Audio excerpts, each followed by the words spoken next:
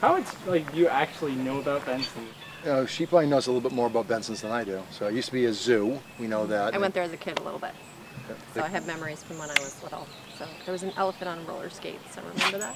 And An that's about elephant it. on roller skates. Yeah, my mom cried. She felt really bad for the elephant. I think it used to be like an abandoned zoo or something. Okay, so Benson's Animal Park was founded by Tom Benson. He bought it as a place to keep his animals. He would go to Africa and buy animals, bring them over here, and by the dozens, ship them into Boston. He actually had a place in Hoboken, New Jersey, but they kicked him out because his animals were too noisy. So he came up here to New Hampshire. It was quiet.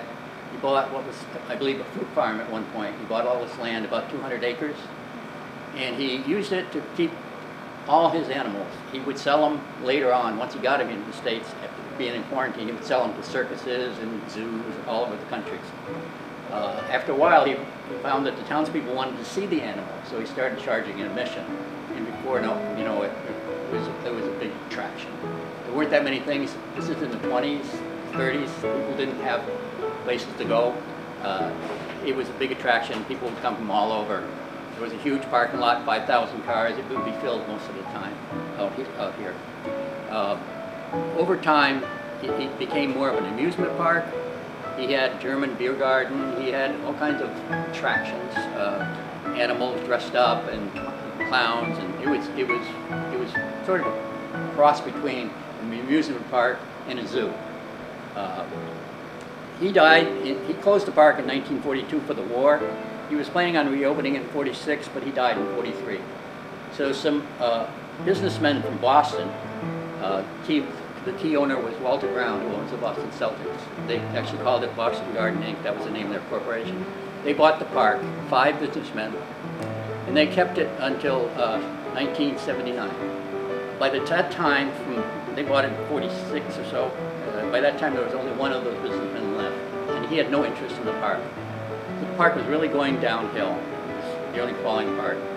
A local businessman named Arthur Preventure bought the park. He was a businessman. He loved animals, but he didn't know much about running a park. He ran the park from 1979 to 1987. The park was really nice when he was here. After people enjoyed it, but he couldn't make enough money. He couldn't have enough people coming in here to keep the park open. He had a lot of debts. He tried selling parts of the park. All those properties on that side of the road over there once belonged to the park. He would sell it to developers, but he didn't always get fair treatment from the developers, and he ended up owing $4 million, which was a lot at the time. So he decided he had to close. He tried to sell the park to the town, but the town did not want to pay $4 million and have that kind of money. So the state stepped in and took it from him, eminent domain. They wanted the wetland mitigation for the circumference of the highway, which was supposed to go around Hudson and Litchfield. So for 20 or so years, from 1987 till 2009, the park just sat here, rotting away. All the buildings were disintegrating, graffiti. It was a mess. Finally, in 2009, the town was able to purchase it from the state. The state had actually gone too far with the eminent domain. They didn't use the park, and they couldn't hang on to it. They had to get rid of it somehow. So they did offer it to the town with special covenants. The town couldn't just use it for anything they wanted to, at the very low price of $188,000. There are 3 historic buildings on the property: the railroad station, which was just moved over in this location, the office building, and the Hazelton barn, which is on the far corner of the property and almost falling down. They have to maintain as historical buildings. This barn was in pretty bad shape at the time. I think the town thought it was going to have to be torn down. So it wasn't put on the historic registry.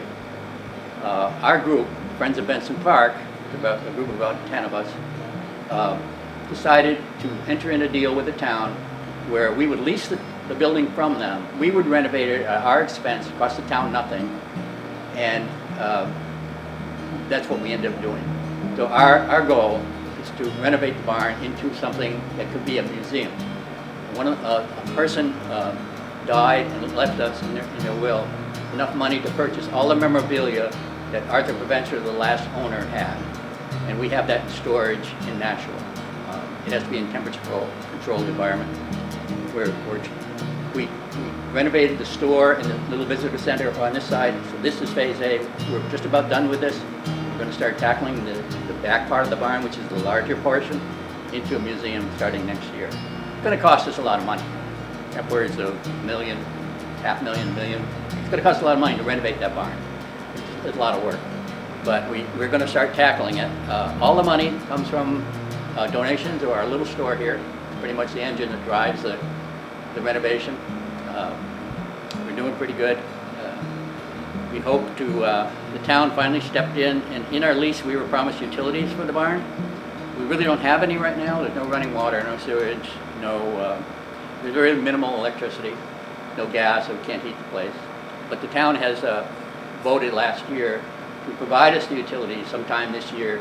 We're doing it sort of to save money. We're using the town highway department to dig the ditches and stuff. It will save us a lot of money to get the utilities in here. After that, we hope to put bathrooms in the park, but that's up to the town. It's not really up to us.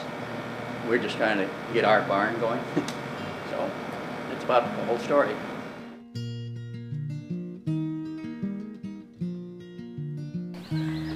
Yeah, it's a cute place. We started coming here like about 3 weeks ago. Yeah, that was our first time. So Yeah. the only thing we notice now is all the goose poop. Oh, it's So terrible. much. They need It's to, really I think bad. the people that run this should do something with the geese because they're just like ruining it, basically, you know? Yeah, you can't sit anywhere. No, you can't. No more picnics unless you want to picnic and poop. So, poopnic. Just thank you so much for your time. Okay, You're thank you. welcome. I do remember coming when I was little and all the animals that were here. It was fun. But I'd rather see it like this. Yeah. You know, you can really enjoy nature and animals aren't caged in. Yeah. So we love it here. Thank you so much. Oh, you're welcome.